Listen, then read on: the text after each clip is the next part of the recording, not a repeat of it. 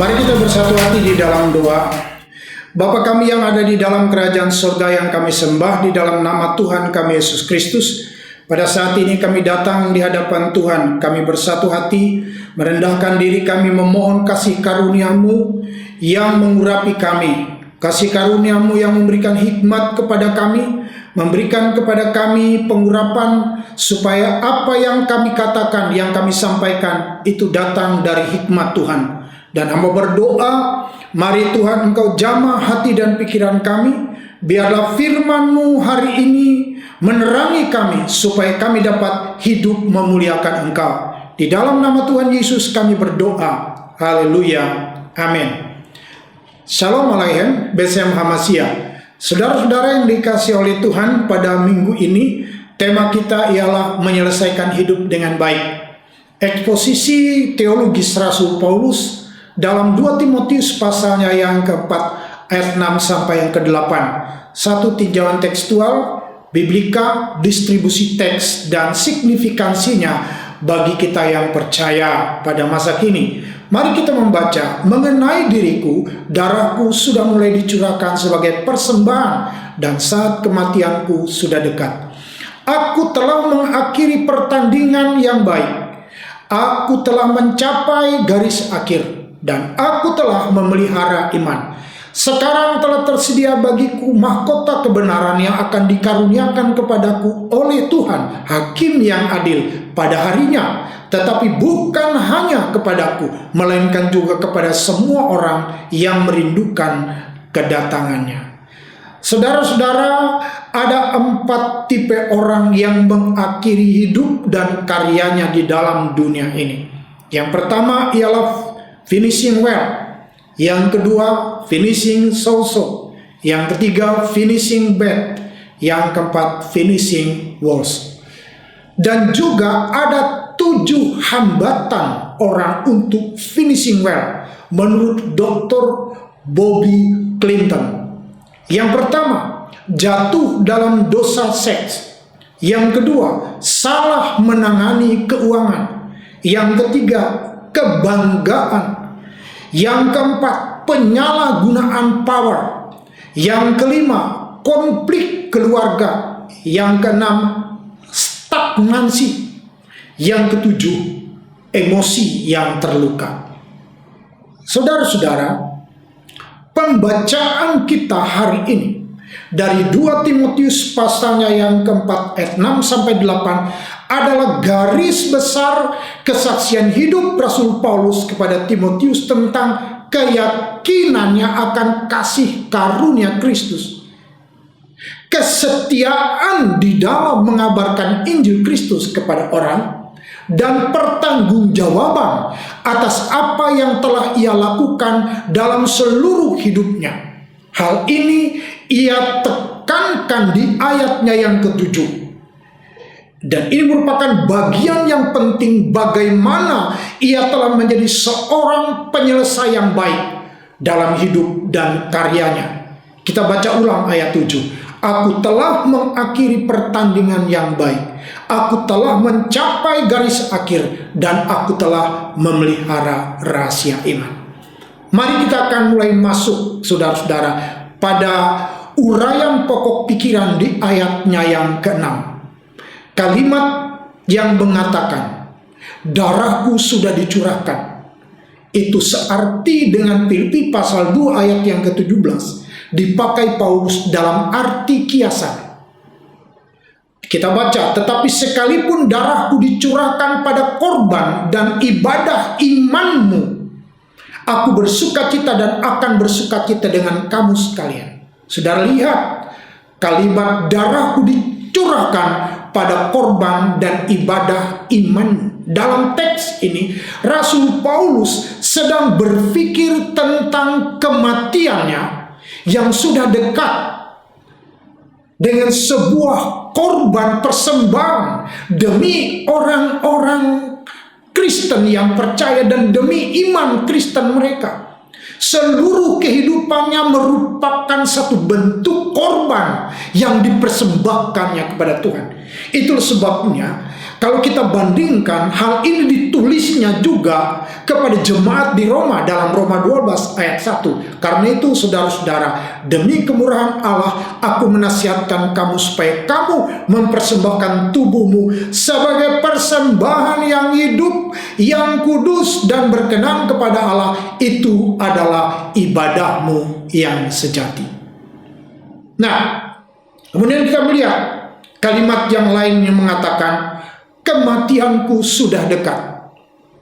Merupakan sebuah pernyataan dengan arti yang sama dengan yang baru kita tadi baca. Darahku sudah mulai dicurahkan, tetapi dalam bentuk yang berbeda. Di sini Rasul Paulus memakai kiasan yang sama di dalam Filipi pasal 1 ayat 23, di mana kata kerjanya juga mempunyai akar kata yang sama. Kita membaca, aku didesak dari dua pihak. Aku ingin pergi. Aku ingin pergi dan diam bersama dengan Kristus. Itu memang jauh lebih baik. Jadi saudara-saudara, pada waktu ia sedang berbicara tentang kematian yang sudah dekat, atau darahnya sudah dicurahkan, itu dalam Filipi 1:23, Rasul Paulus mengatakan, aku ingin pergi. Kemudian kita bandingkan frasa kematianku sudah dekat dengan atau darahku sudah mulai dicurahkan ini juga dengan istilah di dalam Lukas pasal 9 ayat 31, kepergiannya.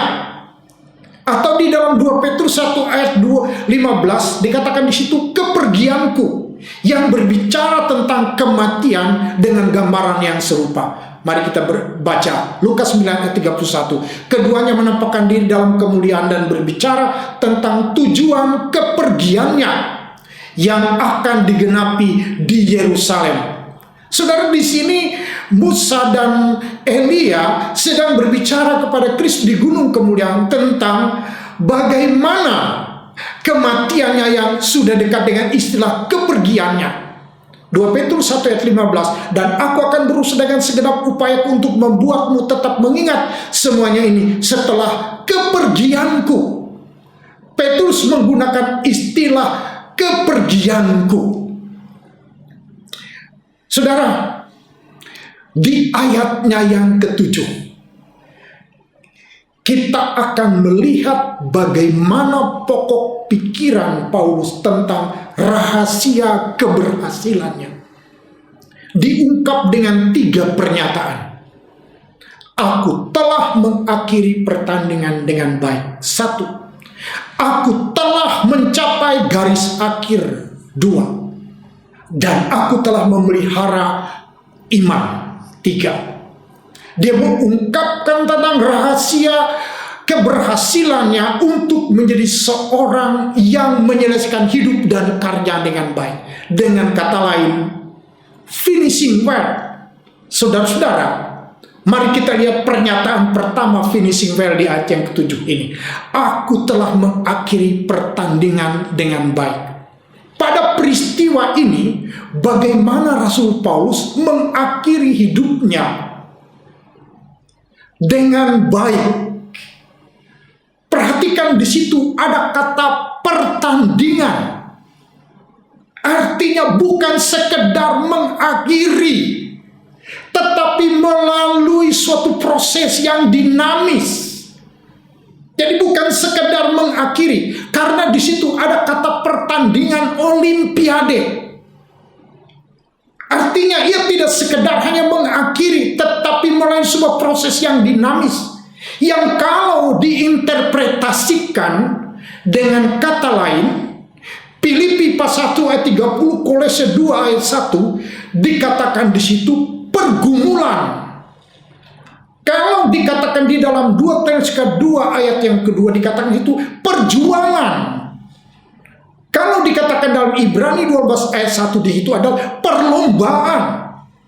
Jadi tidak hanya sekedar mengakhiri hidup, tetapi ada satu proses yang dinamis yang disebut sebagai pergumulan, perjuangan, perlombaan yang begitu ketat.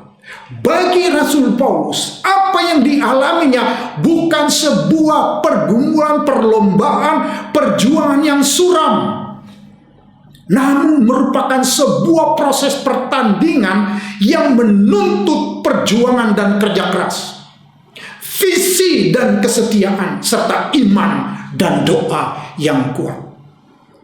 Itu pengertian dari pernyataan Paulus yang pertama. Kemudian pernyataan kedua, finishing well, di ayat 7 ini mengatakan, aku telah mencapai garis akhir.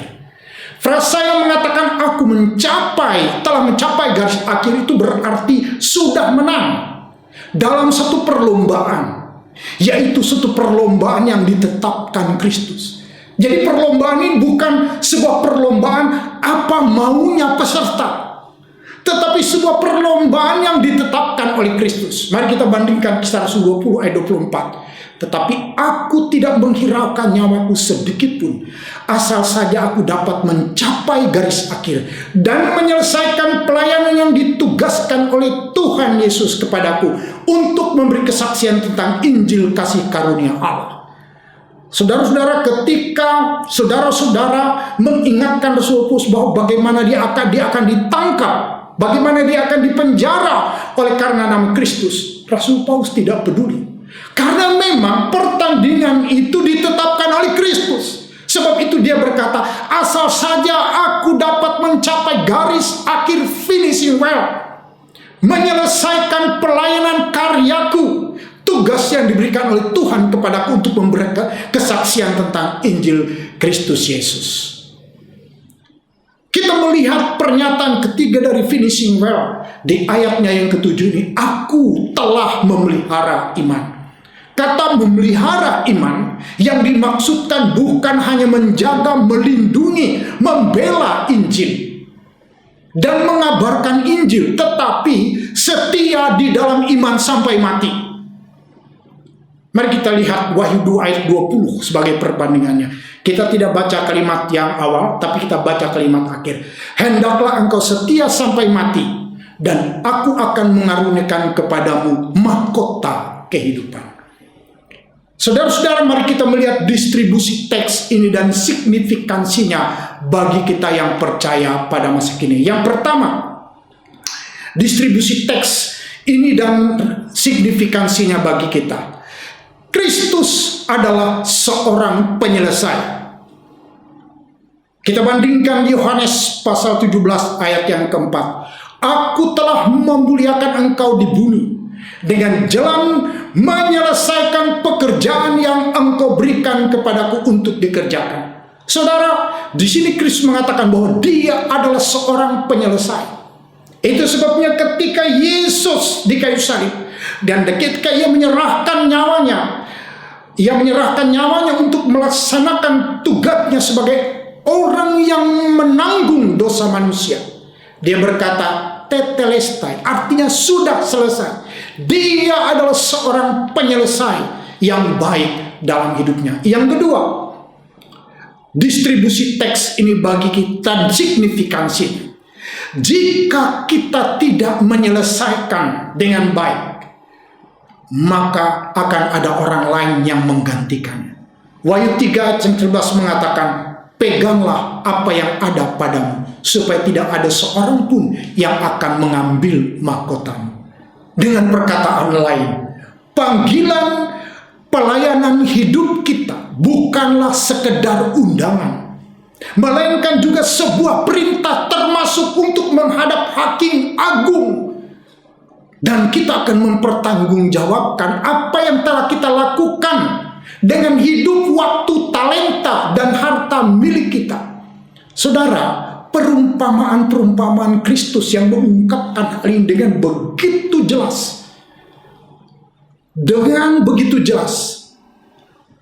Mengapa alasan orang bisa kehilangan mahkota dan digantikan orang lain? Saudara boleh membaca nanti di dalam Matius 25 ayat 14 sampai yang ke-30, perumpamaan mengenai talenta. Kemudian Lukas 19 ayat 12 sampai 17 itu perumpamaan tentang uang mina. Bahwa saudara-saudara, Apa yang hari ini kalau kita tidak selesaikan dengan baik, kita tidak menyelesaikan dengan baik, maka kita akan digantikan oleh orang lain yang akan mampu menyelesaikannya. Hal itu mengingatkan kita bahwa apapun pekerjaan kita di bumi ini sebenarnya mempersiapkan kita untuk menjalani satu posisi kehidupan kekal di dalam kekekalan. Tahun-tahun yang kita jalani di atas bumi ini hanyalah suatu persiapan untuk menghadapi kekekalan.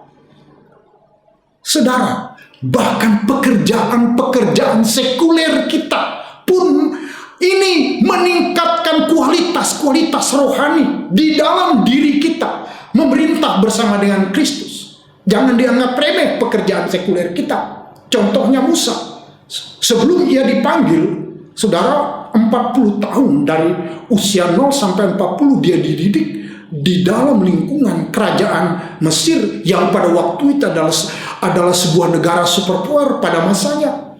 Ia dipersiapkan oleh Allah dengan ilmu pengetahuan sekulernya sebelum ia menerima wahyu daripada Tuhan. Kemudian Daud, sebelum ia menjadi raja, dia seorang penggembala dengan satu kemampuan menggembala domba dengan keberanian yang luar biasa, sehingga pada akhirnya ia menjadi seorang profesional. Oleh karena apa? Karena ia sudah dalam pekerjaan sekuler ini ia begitu setia dan benar-benar orang yang menghargai akan apa yang telah Allah berikan kepadanya. Yang ketiga, distribusi teks dan signifikansinya bagi kita. Masih senada dengan Wahyu pasal 3 ayat 11 tadi. Hari ini kita sedang dibentuk bukan hanya sebagai umat Tuhan, tetapi juga dipersiapkan menjadi suatu kerajaan dan imam-imam agar kita dapat memerintah bersama dengan Kristus di dalam kekekalan. Mari kita membandingkan Wahyu 5 ayat 9 dan 10. Dan mereka menyanyikan suatu nyanyian baru, katanya, engkau layak menerima gulungan kitab itu dan membuka meterai-meterainya, karena engkau telah disembelih dan dengan darahmu engkau telah membeli mereka dari tiap-tiap suku dan bahasa dan kaum dan bangsa. 10. Dan engkau telah membeli mereka dan engkau telah membuat mereka menjadi satu kerajaan dan menjadi imam-imam bagi Allah kita, dan mereka akan memerintah sebagai raja di bumi. Jadi saudara-saudara, kalau kita lihat bahwa bukan hanya sekedar kita dipanggil untuk menjadi umat, tetapi juga dipersiapkan untuk memerintah bersama dengan Kristus. Nah, eksposisi Rasul Paulus di dalam 2 Timotius pasalnya ke-4 ayat 6 sampai 8 ini dan distribusi teks ini bagi kita menegaskan ulang kepada kita arti pentingnya kita menjadi seorang penyelesai yang baik.